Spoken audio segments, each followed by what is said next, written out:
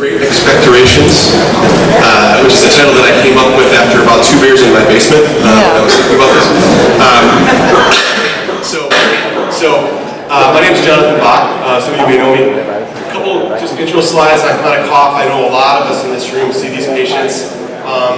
One of the things that I was thinking is fascinating is that chronic cough is one of the most common reasons that any patient sees a doctor in America for any reason.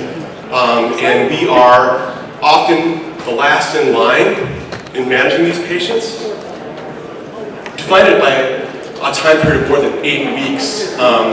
And generally that's when they're coming to see us too. It's very rare for us as otolaryngologists or speech pathologists to see patients in that earlier window than that. I have a spiel that I tell every patient that I wanted to share with you guys. I say, there are 10 causes of chronic cough. Here they are. Ready? Lung issues, lung issues, lung issues, lung issues, lung issues, lung issues, lung issues.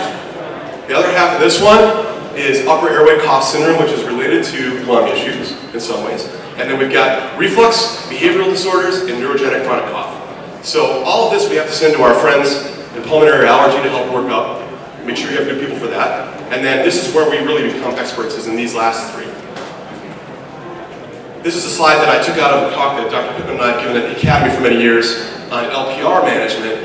And it kind of overlays my personal approach towards taking care of chronic cough. And I thought I'd share it for those of you that wanted to see it.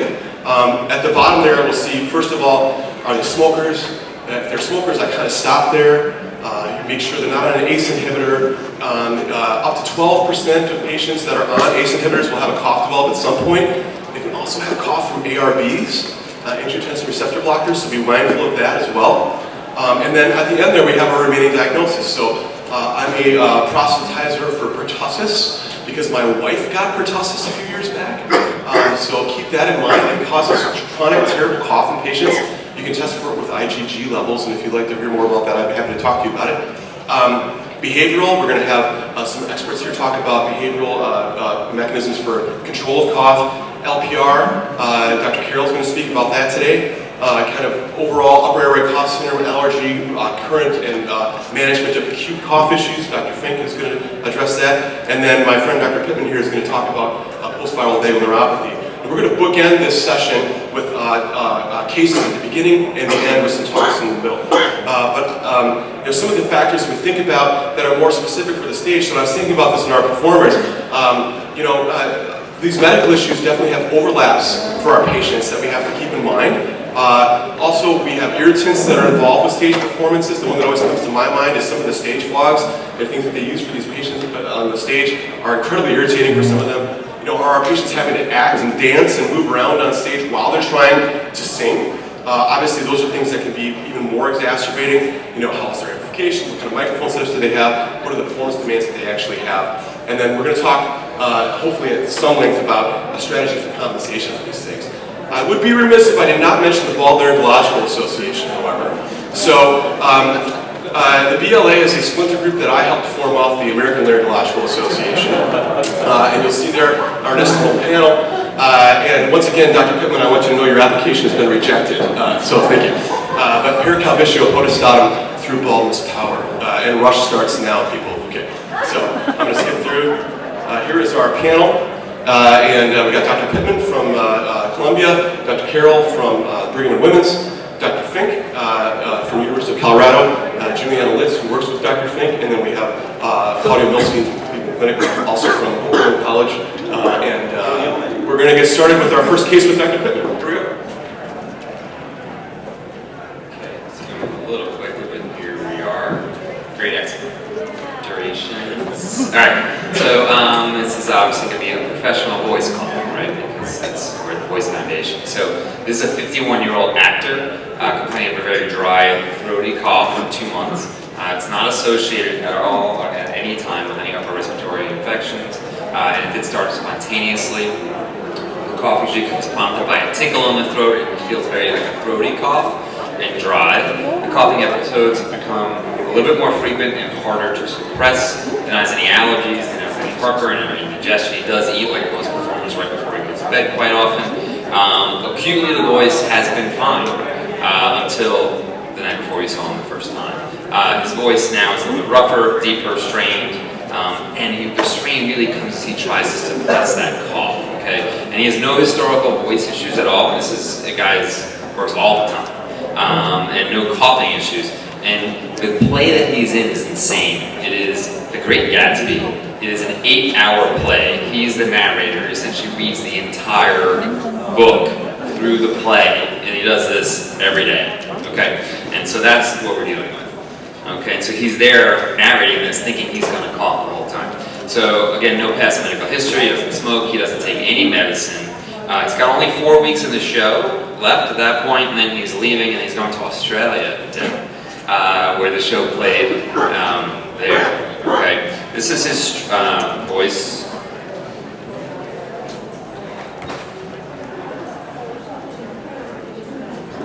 The rainbow is a division of white light into many beautiful colors. These days, shape a long march. It's passing above and it's 2 points apparently beyond the horizon.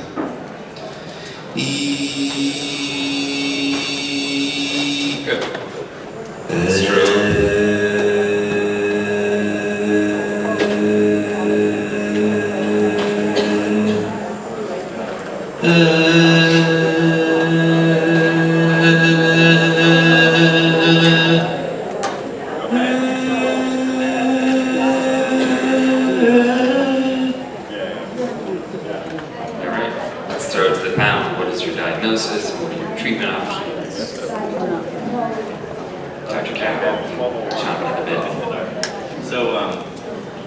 So he probably has some mild atrophy. He's got vocal process granuloma starting on the right side.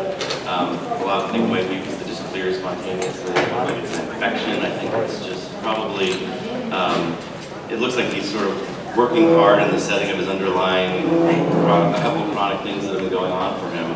Whenever I see a vocal process granuloma, I do think about LPR just because there's something that's like, I describe to patients as you're picking a cut over and over again and then dropping juice on it. And it just can't heal. So they get this growth there. It's small in him, I mean, it's the size of a tooth, but his is small. So he needs something done now, obviously, and he also needs something for the long run, potentially. And if I see that, I don't usually order specific reflux testing, I just go for it. And now that would be something like a BID PGI trial with some alginate. And so what do you do for him right now? Right now, definitely have him work with my voice pathologist immediately, just if there's any hygiene stuff he can do tonight. Usually there's steaming, there's other things that can help, get them through the acute issue.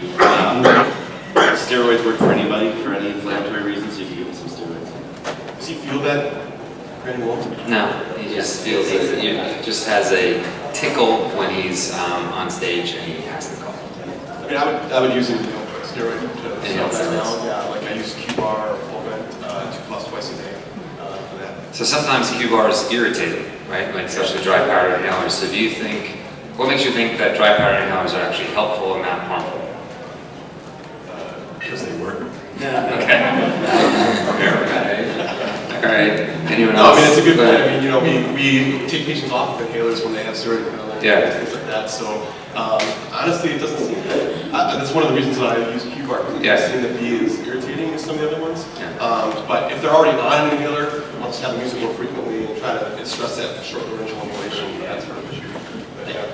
I do the opposite. I try to have them get off. Take it. I think there's only one paper out there that shows that deep dry powder inhalers actually help resolve a granuloma, but there was no control and they kind of resolve anyway, so it doesn't actually prove anything. And so I think we still don't know. How was his laryngeal hygiene during his 8-hour performance? He's drinking the whole time. Is he drinking? The whole time. Yeah. He's got stuff on stage. He's got. Is he drinking scotch? Yes. Is that a nasal issue? No allergies. All right, so this is, we're going to kind of speed through a little bit. This is what we did. So I said, all right, we have to suppress the cough, right? So I told him to take some Mucinex DM. If that doesn't work, we give him tramadol, okay? Which to me is the best cough suppressant known to mankind. We reviewed in the office some cough suppression techniques. I started him on omeprazole, humidifier. He's already been coughing for a while, so I just got a chest x-ray just to make sure everything was okay. And I said, a lot of times he'll just be texting back and forth. Not better in 48 hours because he's in the middle of the show. We'll put you on azithromycin. for your chronic cough and see what happens. You should see that tramadol work pretty quickly, right? I mean, like it's like the first day. Suppression, yep. And start some steroids as well, and then maybe have you come in to do respiratory, like official respiratory retraining with their voice therapist. So we did that. And he comes back 3 weeks later that we've been in touch, and he's actually taking tramadol twice a day, which is really helping him suppress his cough on stage, but he's still coughing a little bit. He is on the omeprazole once a day. He has still some intermittent dysphonia, but the voice is getting a bit better. And again, the show is finishing, and then he looks exactly the same. All right, so now you have someone that you've sort of gotten through, and now he's leaving, and he's got a whole other run to get through. And so is there anything that you would do to change for him in his last week before he takes off?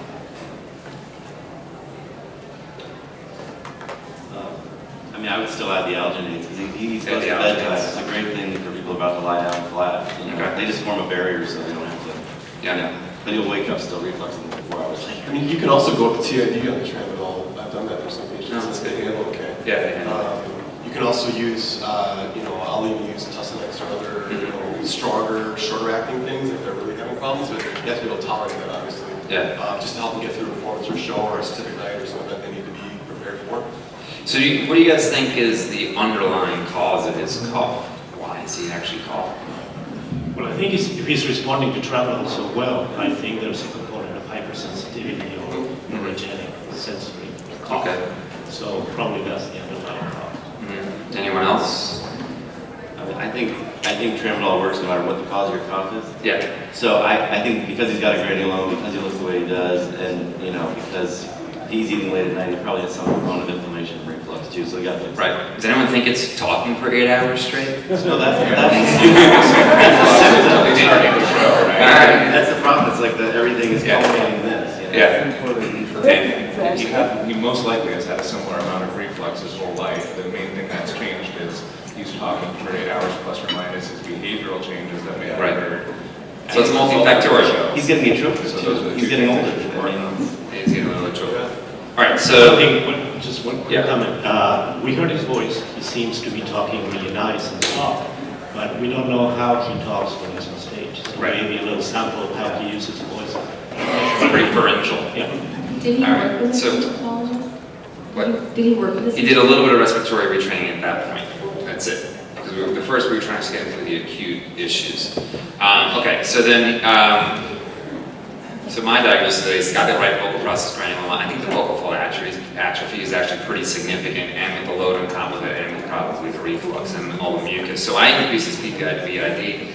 Probably I should have done the Gaviscon. I love that Gaviscon Advance. I mean, every month I'm using more and more and more of it. It's wonderful. And I take it myself. And we didn't start the official respiratory retraining at this point, and I sent him for pulmonary, because I was like, you're going away to the middle of nowhere in Australia. I'm just kidding. You're going away. I think Dad, this happens, he's sitting in the front row. He's sitting in the front row, But, so he's going to Australia. Let's just kind of cross our T's and dot our I's. So I had him have a full pulmonary workup, and they came up with nothing, and they just added some allergy medicine, even though he has no allergies, okay? All right, so he shows up 2 months later. This is 5 months after the cough started. He finished his run in Australia. He still has throat irritation when speaking and a sensation of the need to cough. He's got mild vocal fold fatigue, some raspiness. He's taking his omeprazole. The tramadol only takes on show days. And he did have an upper respiratory infection in the middle of the run this time, and things got much worse, but generally the voice is about the same. Just for time's sake, just assume his voice sounds the same. Definitely got a gap. Yeah.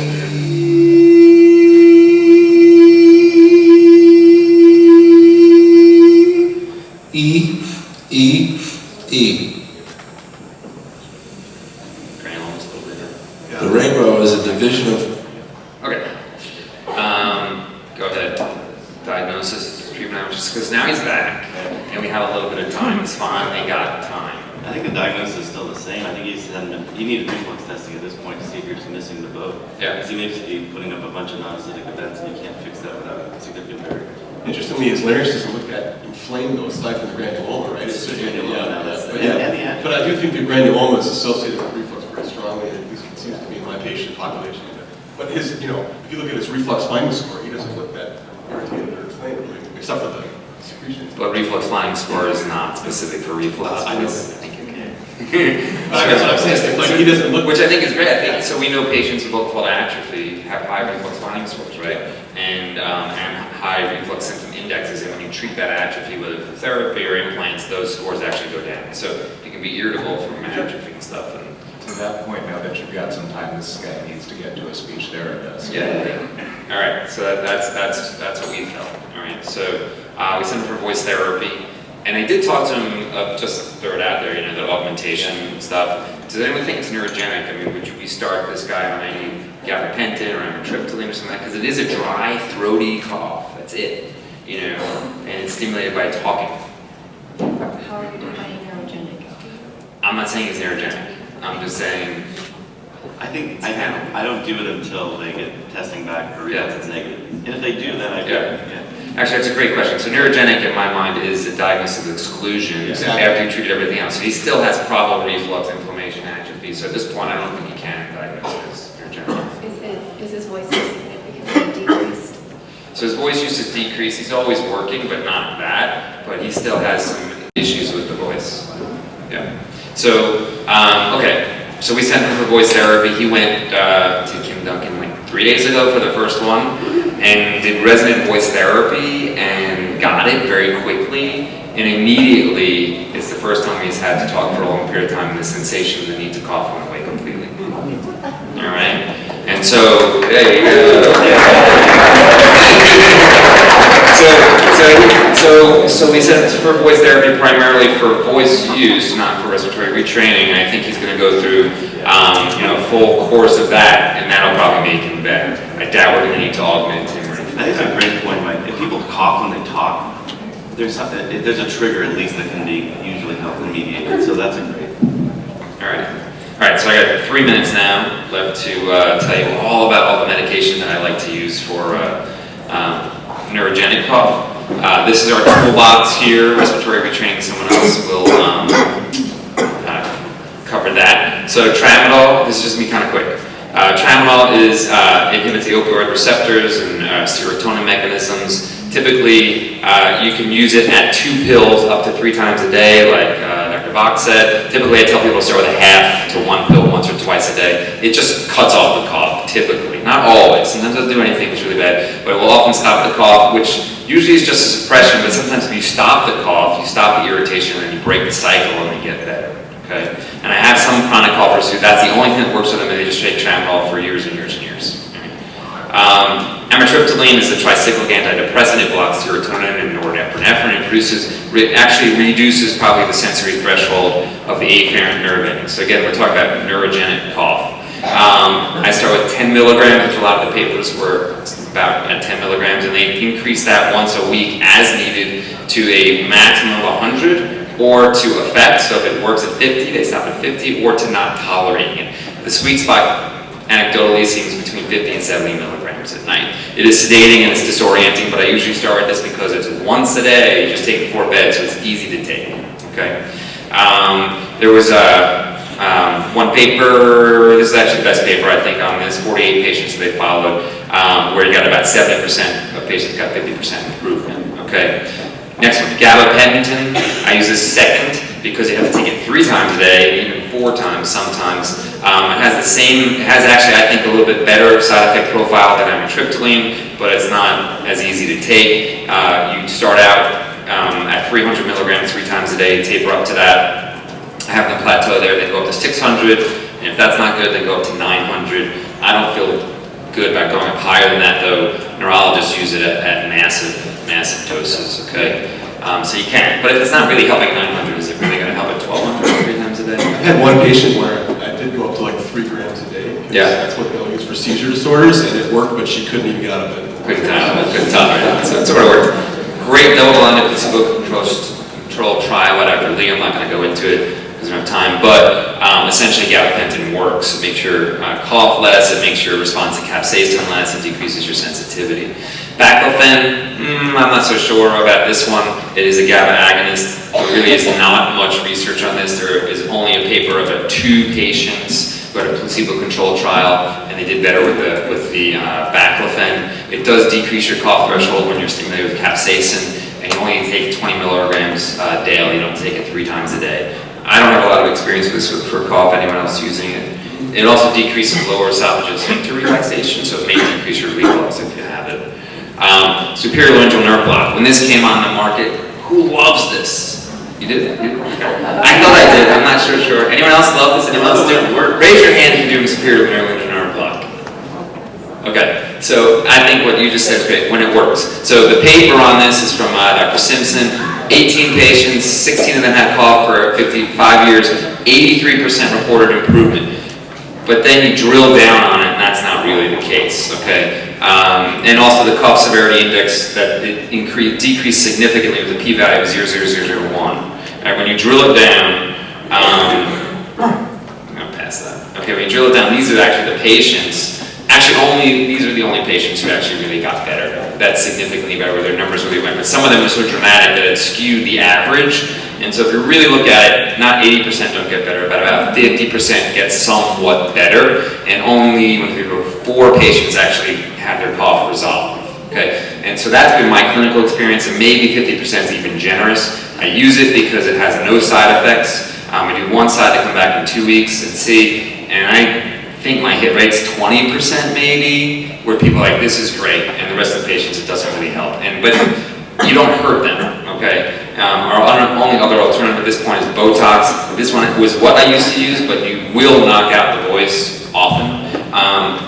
It's the best paper on this. They had 86% of patients had dysphonia and 64% had dysphagia. I think it works a little bit more than these superior laryngeal nerve block, but it has those side effects, so I use that after the blocks fail, and I think it's probably works about 50% of the patients, okay? And then the last thing we want to talk about, TRP antagonists, hopefully are coming down the line. This is actually one of the receptors that actually make you cough. If we can block this, maybe all the neurogenic cough will go away. It does seem to do great in guinea pigs, and maybe it's in the future. Thank you.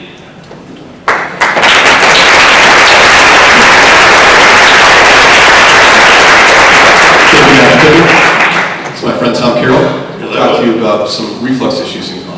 Yeah, and I think, the title says, well, these are suspected patients. We don't really know if they all have reflux, so that's sort of what we're going at with the diagnosis and the treatment. A couple disclosures. So, I always ask this of any audience I talk about refluxes. Can we all just start to say reflux, not acid reflux? Because we have to be more globally all-encompassing and not leave out our friend non-acidic reflux. And people can even have more acid than some PPIs will take care of, so breakthrough acid reflux. If the patient says, oh, but I had a normal endoscopy, and they told me I don't have reflux, they don't have erosions in Barrett's esophagus, but they may still have LPR causing their symptoms, so you can't take that as a rule-out test. Same thing with barium swallows. We often do see frank reflux up to the clavicles reported on barium swallows, but that doesn't mean they have the disease process. It just may mean they have a tendency to do this, so we can't give them a diagnosis based on that.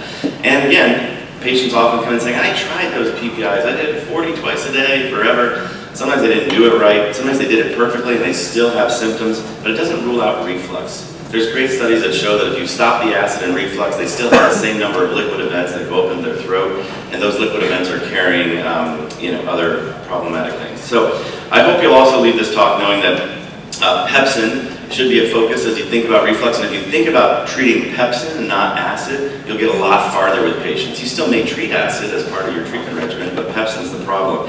Pepsin can get up into the throat, last for hours, and it can be activated or reactivated by things you drink and eat that are acidic, and further reflux events from the stomach that are acidic. pH-only testing, which was the gold standard for years, it includes dual pH probes, Bravo probes, things like that. They will have false negatives because they're only testing for acidic reflux. So if you see multiple acidic events high up in the esophagus, that's great, it's very helpful, but if you don't, you may be missing the boat.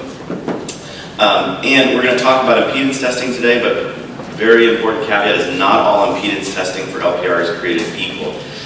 You need to know what catheter the center is using, and also who's interpreting it and what they're giving you as a result. So you may have this, I've had patients who literally are across town, they go home with a wire in their nose for a day, and they're like, I did it, I did the test.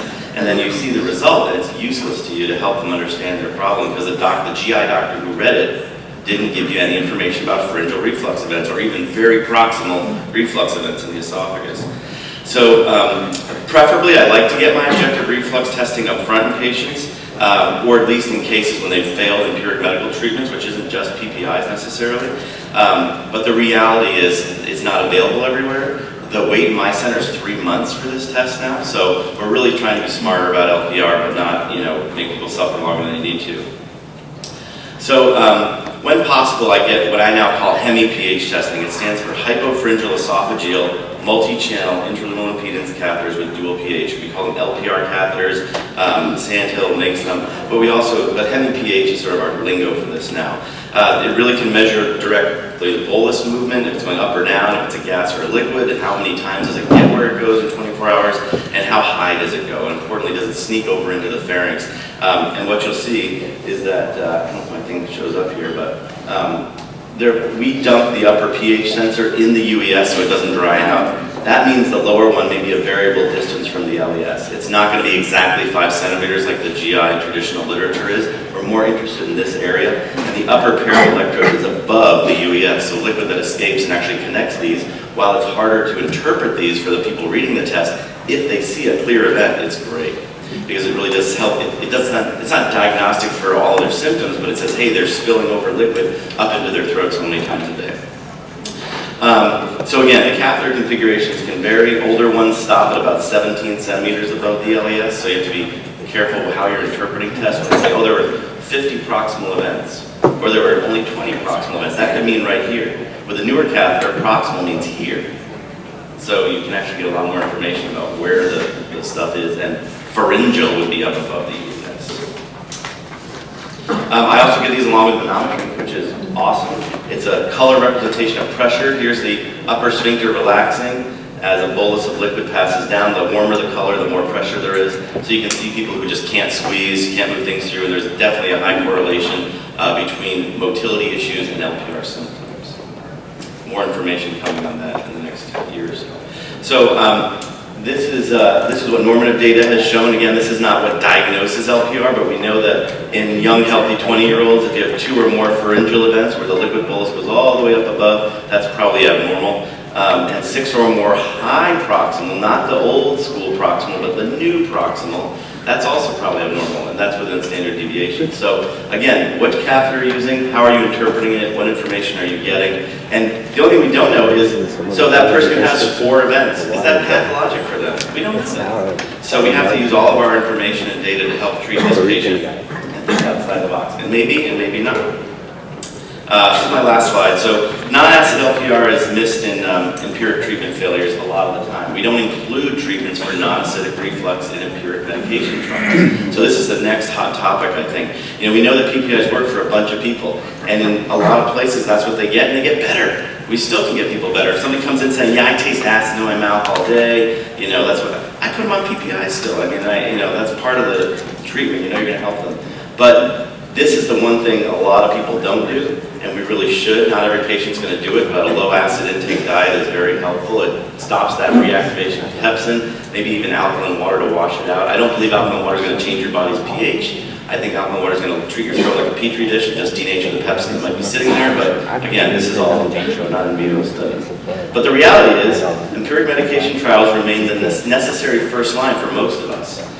We don't have all this testing readily available, and we have to think outside the box. Maybe PPI trials are too much of one treatment modality. All we're hitting is the acidic reflux. Maybe we need a new empiric trial. So what we're looking at potentially is maybe PPIs mixed with alginates and maybe a coating agent if they have heartburn, all at the same time. Alginates they form a barrier. They literally form a raft from seaweed, salt, and sugar in most cases. You have to take it every 4 to 5 hours to get digested, but people love it. And it changes their life if they do it diligently, and that's the right diagnosis.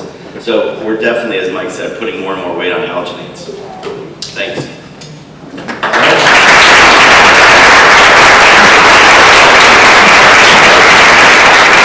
I'd like to introduce you to my friend Claudio Milstein, who's going to... Can I ask Tom a question real quick? Yeah, sure. What do you tell patients about how to get alginates, and where do you tell them to get them? I have a handout. I just give it to them, tell them how to order on Amazon, and I tell them there's different versions. The guy going to Australia knows about set because he can just buy it over the counter there. At the right, you have to get high dose alginate ones. The American version is not what you want. It's called Gaviscon. The Gaviscon in America is more like liquid Rolaids. It's aluminum, very little algae. So they have to buy the Canadian chewables, which is max relief or extra strength, or the original Gaviscon Advanced from the UK, which is a liquid or a chewable. But the British version has aspartame, which some people don't want to drink a lot of aspartame. The Canadian version, which tastes like a marshmallow melted in your mouth and you swallow this gooey thing, it's great. It's pure sugar. So it actually, I think it's the best one out there for people who are concerned about chemicals and stuff, and they really think it's the beef. So to be clear, that Canadian one is called? There's two versions, Gaviscon Max Relief and Gaviscon Extra Strength. You know it's the right one on Amazon because the back of the bottle is in French. Thank you for that. My good friend Claudio Milstein is going to talk to us about some speech pathology mechanisms for suppressing cough. Thank you, John. Good morning, everybody. So I was tasked with talking a little bit about cough suppression therapy. And so what is it? And does it work? Ladies in the front. Thank you. So what is it? It's a non-pharmacological therapeutic option for patients with a refractory chronic cough. So this is when we don't use drugs, we don't use surgery, we just try to stop from a behavioral standpoint. And does it work? Yes, it works for the right patients. What does that mean? Well, we have to understand cough, and we have to understand that not all coughs are created equal. And I think that it is paramount, not just for behavioral therapy, but for any healthcare professional working with cough. You have to understand your cough. What do I mean by that? Well, is it really a cough or is it a throat clear? I have patients that come after having been treated from pulmonary for months with no improvement and cough, cough, cough. Well, show me how did you cough? Yeah. That is not cough. And so maybe your evaluation and your treatment options are going to be different if you have that kind of patient. So are they really trying to clear something in the throat because that is there, or is it just a sensation? That's another distinction that we have to make, and usually a good endoscopic exam may help us if the patient tells you that at the time that you are doing the flexible endoscopy, they have that global sensation. And then you can tell, well, you're feeling that, but you see you don't have any mucus in there that you have to clear, or they have a ton of mucus like the patient that presented. So distinction there. Now, do they cough because they feel drainage? Do they cough a day, and do they cough also at night or not? So after eating, after lying down, may send you in a different path of evaluation. And some patients say that this cough is driving me crazy. Well, what do they mean? How many times do they cough a day? Or how many times do they cough an hour? And you will find patients that the cough is driving them crazy because they cough 10 times a day. And are these coughing fits, or are these just single individual coughs? And sometimes it's just 10 times a day, and it's very different from the patient that has severe coughing fits, but they become incontinent, they break a rib, they sometimes black out. So very different kind of coughers there. Again, single or coughing fits. Can they suppress it? And this is an important question. So if you really try, can you stop it? And the same thing with, is it preceded by a sensation, often a tickle in the throat? Do they have this, and can they stop it? And that is important for therapy. And also, what are the triggers? Do they just cough because they cough, or they have different things that they are exposed to that cause the cough? All of this will give you a much better understanding of what kind of cough you're dealing with, or what kind of cough. These images are taken from the internet. No copyright infringement here, I hope. So, does it work? What is it? Does it work? There are a lot of efficacy studies looking at cough suppression therapy.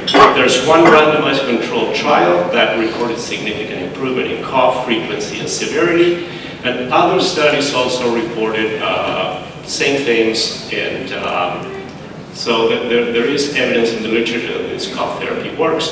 These are some articles that state that this is a good therapeutic option, and most of them are coming from Australia, from the group of Anne Vernigan, which is actually doing really good work with cough and with paradoxical vocal full motion. emotion. The literature for cough comes from very different specialties, from lung, from allergy, from ENT, from speech pathology. So what is cough suppression therapy? Well, it has a number of different things that you can work. Education about cough, and again, identifying your cougher and having your cougher understand what kind of cough they have. Of course, improving laryngeal hygiene and hydration, cough suppression techniques, and I'm going to talk briefly about that. Counseling, it's typically an outpatient therapy. It's really relatively quick, between 2 and 4 sessions if it works. I don't recommend keeping a cougher for this kind of therapy for a very prolonged amount of time. So, cough suppression therapy takes from cognitive behavioral therapy. So what do we have here? We have a stimulus, like a throat tickle, and that results in a cough. Yes? So behavioral therapy, cognitive behavioral therapy, is based on the premise that thoughts or emotions or a kind of trigger and a behavior are linked. So you feel something, you think of something, you have an emotion, or you have that trigger, and the cough response, or the response, we're not talking about cough, is kind of immediate, and there's no break in the flow between the trigger and the response. So it's a conditioned response.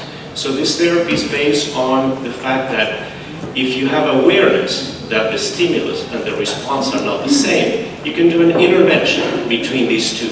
And that intervention is called desensitization. So you have the stimulus, and then you do something to disrupt that stimulus response continuum. So first you stop, then you think, and then you act. And if you are able to do that, then that response may be different. So how do we act? There are a number of things that you can have as a replacement behavior instead of coughing. So it's similar, and an analogy that I use often with patients is with an itch and a scratch. If things that you have an itch, you don't immediately go and scratch, you can do something else, and there are things that are effective. So if you do this disruption with stop thinking and acting, the cough stops. And also, you become more handsome.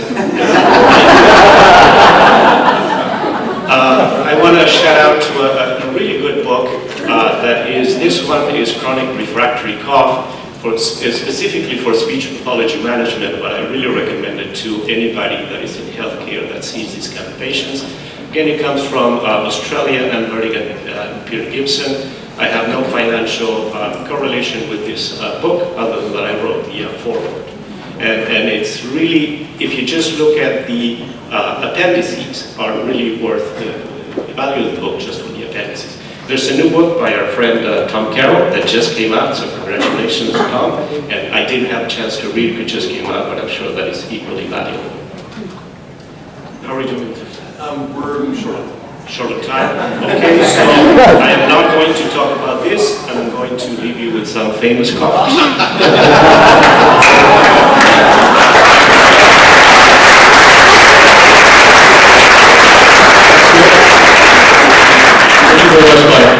So we're going to finish off this session with Dan and Julianna doing a case presentation.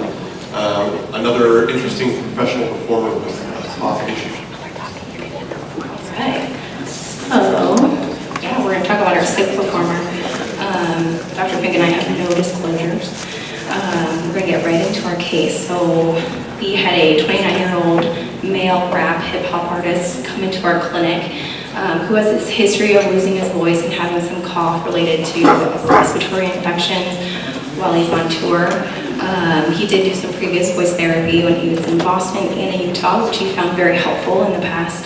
About 4 days prior to him presenting to our clinic, he was diagnosed with the flu. He had aphonia and cough, and he was then treated with antibiotics and steroids in Minnesota. He was, I think, 2 or 3 days into taking his medications. Originally, on his initial laryngeal exam in Minnesota, he was diagnosed with some vocal fold edema and a right vocal fold lesion. The day he came to our clinic, he said his voice is about 80%. He really, really wants to perform tonight. He's been canceling shows and his Twitter followers are a little bit upset about it. So he's really wanted to be able to perform, but he really hasn't tried doing any kind of performing with his voice at all. And he's still having some cough issues. And he is very early on in his 48 show tour, both throughout the United States and in Europe. He was going to be in Denver for this show, and I think they were leaving the next day. Surprisingly, non-smoker, low alcohol intake, so that actually really helped us, and he was already using steam treatments and overall good laryngeal hygiene. So I'll listen to his voice. How hard did he hit him? We were away a year ago. We eat eggs every Easter. My mama makes lemon muffins. Peter will keep at the peak. Give me a nice E for 5 seconds.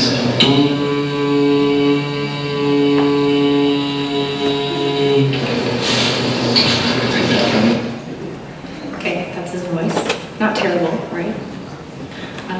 Laryngeal.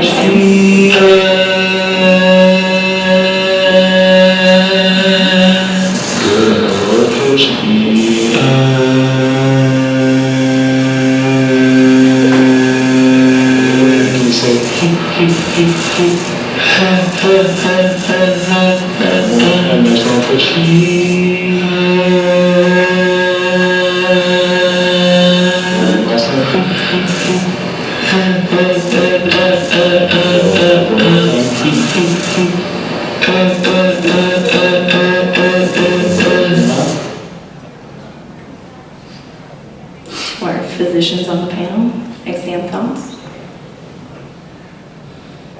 Dr. Pitman? Yeah, I mean, he looks a little angry, but he's got that subacute lesion on the right. I don't know if that's new or old. There's some reactive changes on their side, so it looks like he's probably been traumatizing himself. He has been coughing with the cold off and on for months, so it's, it kind of looks like he's angry, but the quality of his voice is surprisingly better than I thought it was going to be. Was that lesion on the prior outside records or from discussions with? Yeah, that was from it was there from the previous exam that was a week older that we had. They were reasonably comparable.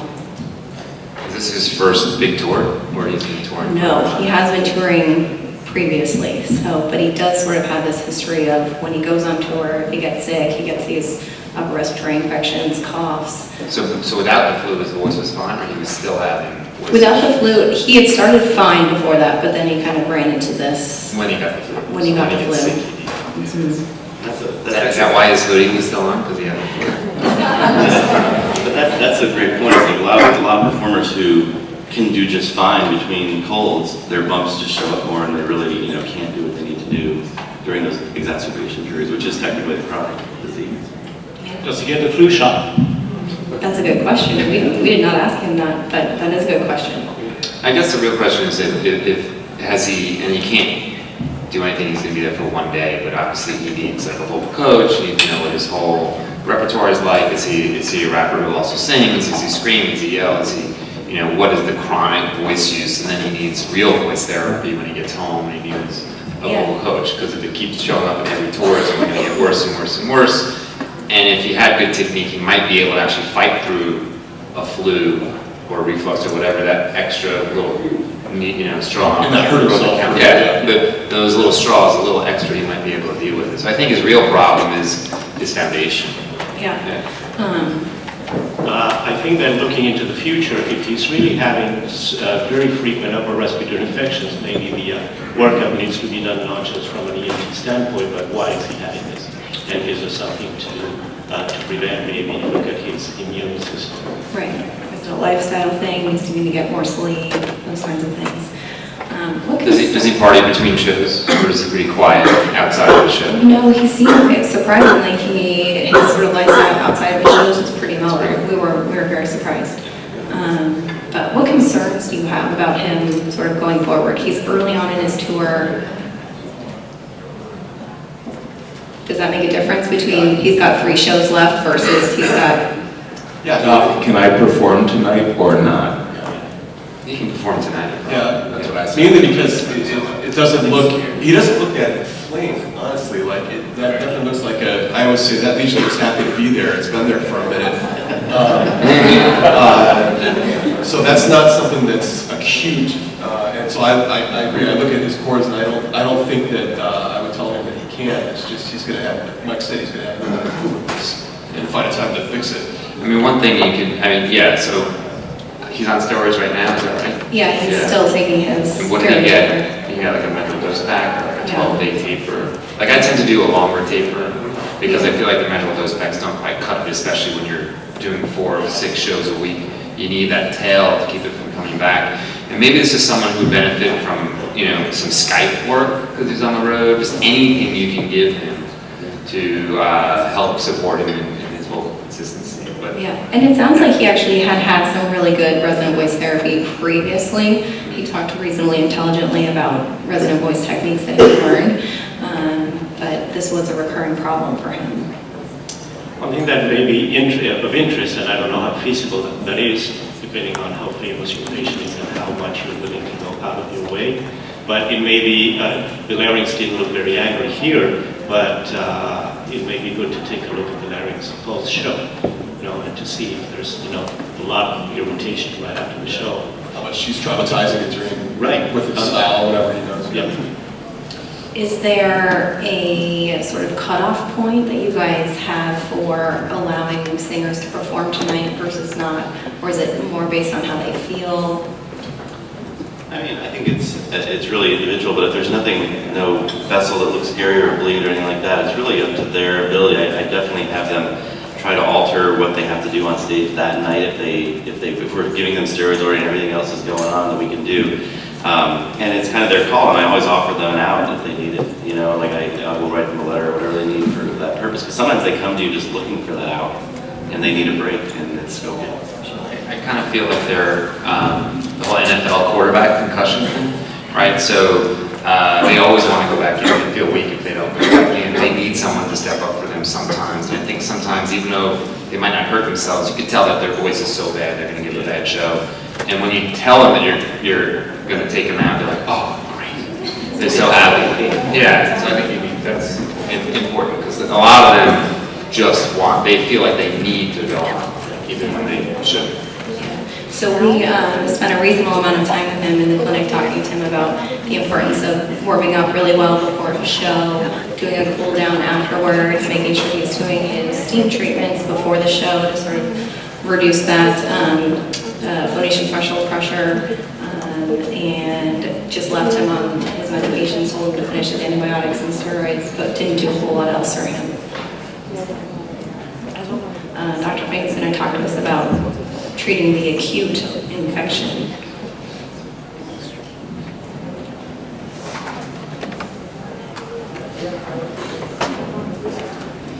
Good morning. So when we're trying to treat a patient who's acutely infected, we first want to think about what we're actually treating and how we're treating it. So is this a sinus disease? Are we trying to make that resonating chamber more like activation from a resonating chamber? Is it a swollen vocal fold that we're trying to get the edema down? Is it a question of excess mucus or excess dry larynx, laryngeal sicca that we're trying to address? Or are we doing damage control? Are we trying to prevent that patient from hurting themselves when they go on stage? Maybe they're not that bad now, but when they push hard, that's when they're going to get hurt. So I trained under Mark Corey, and anybody who's been around Mark Corey for more than 3 minutes knows that he likes to say that the art of medicine consists of amusing the patient while nature cures the disease. So, is there any evidence that treatment is going to actually help the patient, or are we just playing Voltaire and entertaining the patient while the laryngitis takes its course? So there's actually a really nice Cochrane review of antibiotics for laryngitis, and what they found is there's only 3 studies out there that are kind of worth anything, the third of which, the Russian one, which is on the bottom, was never actually published, so we're a little limited in data. It's a little intimidating after all the great data everybody else presented to me saying that we don't have that much, but that's the truth. So penicillin versus placebo showed no benefit for patients with laryngitis in the non-randomized blinded trial. Erythromycin did show some early benefit in subjective voice outcomes, but not in objective voice outcomes, but only at 1 week, and by 2 weeks that had resolved. And then a sort of interesting Russian trial, which was presented but never published, compared an anti-inflammatory drug called fusifungin, which I actually wasn't familiar with until I started doing the data review for this talk, versus fusifungin plus clarithromycin versus placebo. And what they actually found was at 5 days, the fusifungin group and the fusifungin plus clarithromycin group improved similarly, both significantly better than placebo, and by 8 days that improvement was gone. So maybe you're getting a little bit of an early bump, but it seemed, at least in the Russian trial, like it was more the anti-inflammatory. We don't really know. In terms of steroids, there is an interesting paper from the Pittsburgh group where they had 5 singers and they subjected them to kind of a controlled phonotrauma session and then gave them an oral steroid and then looked at their secretions and looked at the interleukins in them and found that they were actually, through steroid versus placebo, able to significantly alter the interleukin milieu in the vocal fold with a significant reduction in pro-inflammatory cytokines and a significant elevation in anti-inflammatory cytokines. So if you're thinking about kind of the protecting the patient, making them less inflamed, making what they're doing less inflammatory, maybe there's a role there, but it's really definitely some limited evidence. And then I think most of us know melanamine style, where the randomized control trial for oral steroids really didn't help the lesions. I know we're kind of wrapped up here. So basically, when you're giving medicine, you have to decide how many chips you want to put on the table. So you're giving steroids. Steroids have side effects. Steroids alter mood. Steroids do lots of different things. So if you're going to give steroids, is there a reason to? Probably. I think most of us will give steroids to a performer. But how much do you talk to the patient about what chips you're putting on the table? Do you go over, I'm giving you this, but your hip might fall off, or you might go crazy with your mood, or you might want to eat everything in sight? What do you tell them? There are some people that just want oil of oregano, and there's some people that want everything. So you sort of go down the list and you tell them what you can do, and then the risks and the benefits, and it's a team discussion. Unfortunately, we're out of time, so we're going to have to finish things up, but I appreciate all the panelists being here and helping out with this talk.